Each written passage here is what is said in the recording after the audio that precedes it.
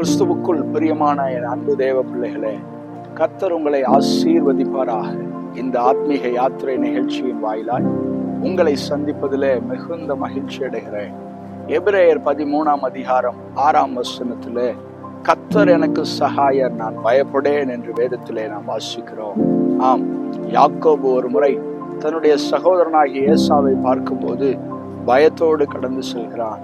ஆகவே கர்த்தரிடத்தில் கர்த்தர் தம்மை ஆசீர்வதிக்கும்படியாக தயையை எதிர்பார்க்கிறான்.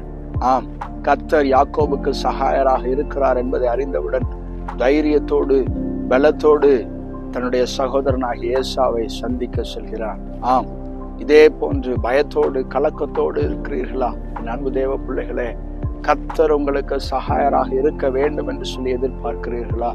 ஒருவேளை உங்களுக்கு எதிராக இருக்கிறவர்களுக்கு பணபலம் சகாயமாக இருக்கலாம், அரசியல் செல்வாக்கு சகாயமாக இருக்கலாம். ஆனால் உங்களுக்கு கர்த்தரே சகாயராக இருப்பார். கண்களை மூடி நாம் ஜெபிக்கலாம்.